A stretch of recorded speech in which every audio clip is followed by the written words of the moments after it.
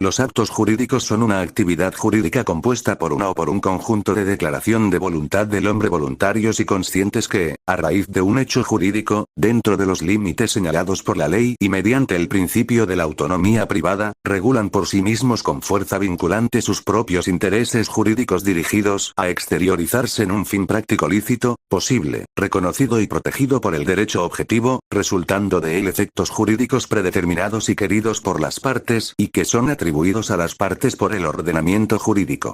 Los actos jurídicos son aquellos actos en que una o más partes crean, modifican, extinguen, transfieren y transmiten derechos y obligaciones queridos por las partes y predeterminados por la ley.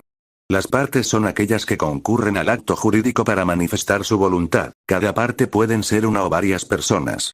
El artículo 1545 del Código Civil regula el principio de la autonomía de la voluntad privada, y dispone que todo contrato legalmente celebrado es una ley para los contratantes, y no puede ser invalidado a no ser que sea por consentimiento mutuo o por causas legales.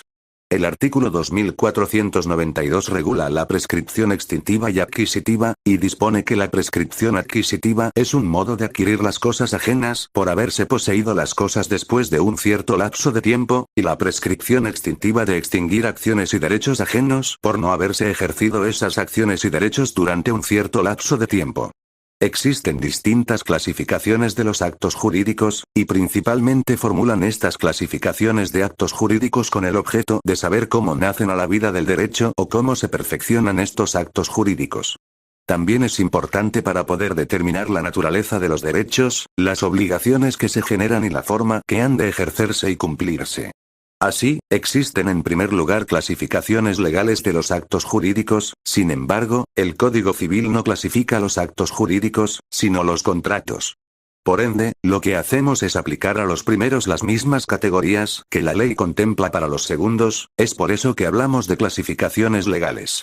La primera clasificación es entre actos jurídicos unilaterales y bilaterales, o contratos unilaterales y bilaterales, y esta clasificación atiende principalmente al número de voluntades que se requiere para que se perfeccione un acto jurídico. Es decir, los actos jurídicos unilaterales son aquellos que, para formarse, requieren de la declaración o manifestación de voluntad de una sola parte. En cambio, los actos jurídicos bilaterales, o también llamados convenciones, son aquellos que para perfeccionarse necesitan del acuerdo de voluntades de dos o más partes. En el primero, un ejemplo sería el testamento, y en el segundo, un ejemplo sería un contrato de compraventa. El comodato es un contrato unilateral porque si bien se necesita de dos partes para perfeccionarse, el único obligado es el que recibe la cosa. Se habla de partes y no de personas, ya que una parte puede estar constituida por una o más personas. Parte es la persona o personas que constituyen un solo centro de intereses. Y así habrá una sola parte si el interés es único. La clasificación que tratamos toma en consideración el número de partes necesarias para que el acto se forme y no para que produzca efectos. El testamento, por ejemplo, es un acto jurídico unilateral. Su existencia depende exclusivamente de la voluntad del otorgante, pero para que el testamento produzca sus efectos, el heredero debe aceptar la herencia.